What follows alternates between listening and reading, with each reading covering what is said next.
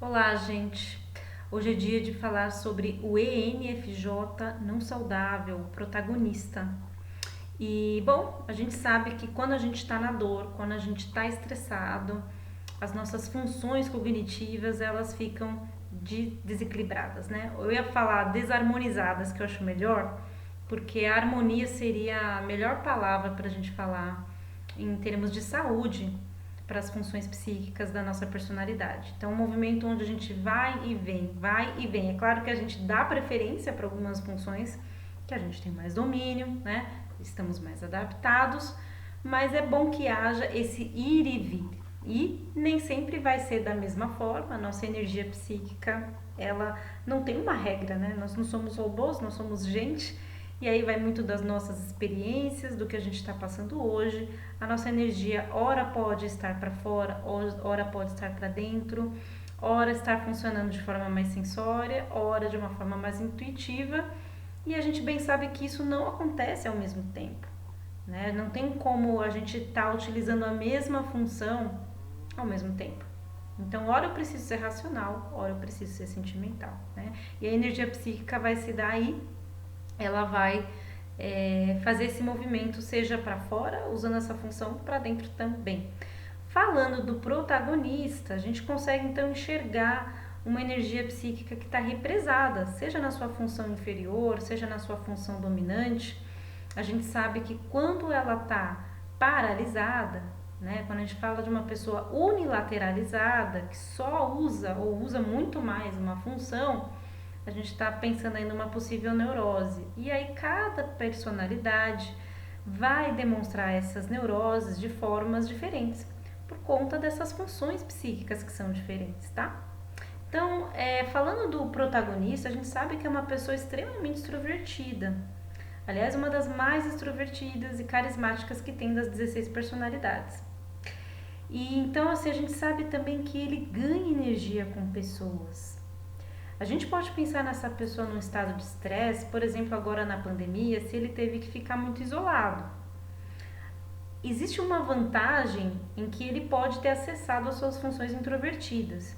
E aí é legal porque ele pode experimentar funções de uma forma introvertida que antes ele não tinha experimentado.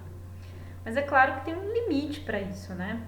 Se ele ficar muito tempo fechado, isso pode deixar ele doente, vamos pensar assim. Então vamos pensar num ENFJ, num protagonista que tem que ficar trancado, que não pode usar a sua FE o tempo todo, como ele costuma utilizar, né?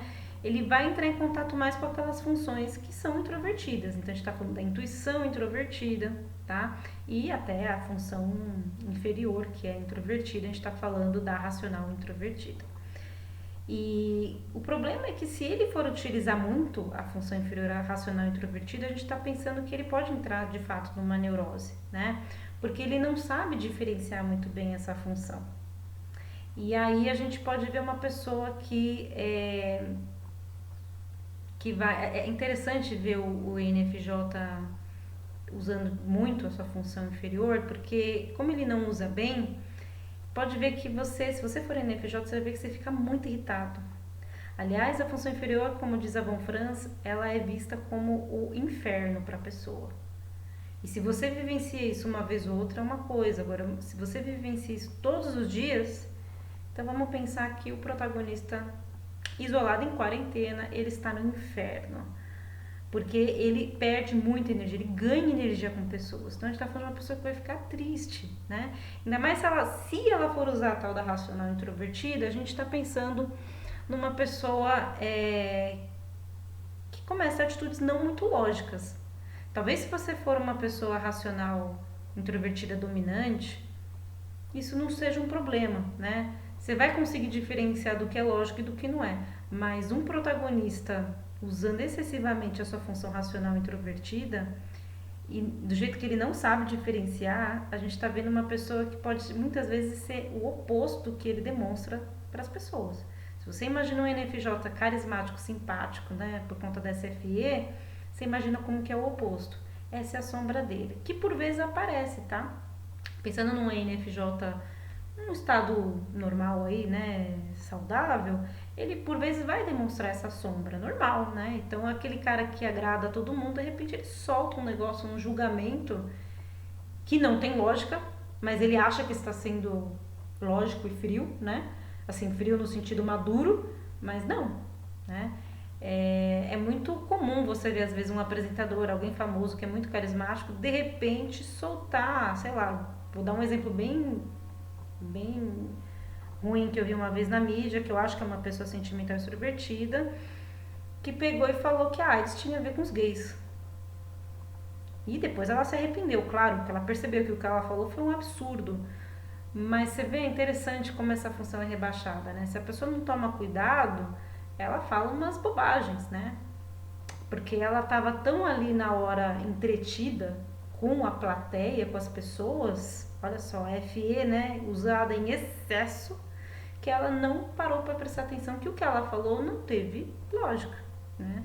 E aí acabou até não sendo empática sem perceber, mas eu percebi que o que aconteceu de ruim ali, o que aconteceu de errado foi essa função racional que não tá muito, não estava naquela hora talvez sendo vista ou não estava desenvolvida, né? Não é a função dominante, então é mais fácil de um NFJ fazer isso. Então você imagina o NFJ na pandemia, né?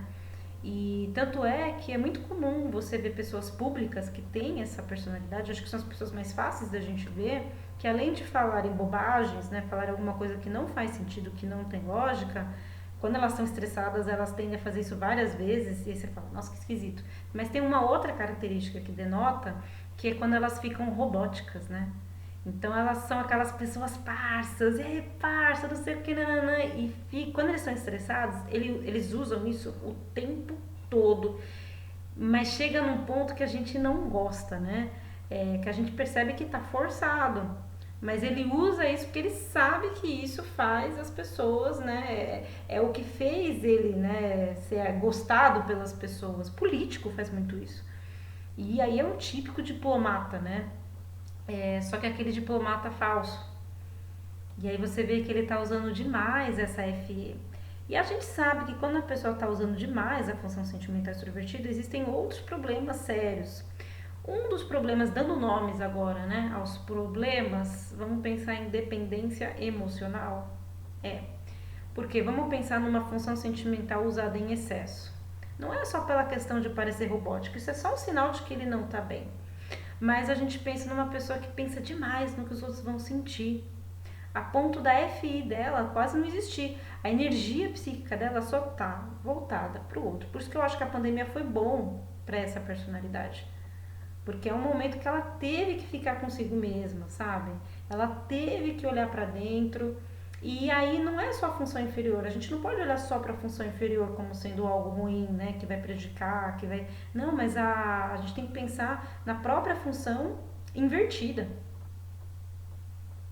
É o ponto cego, né? Não deixa de ser um lado sombrio da pessoa. A gente fala que a função inferior é o lado sombrio, sim, é a sombra tanto para fora quanto para dentro, é sombra. Mas para o ENFJ, uma pessoa dominante da função sentimental extrovertida, priorizar os seus próprios valores é também sombrio.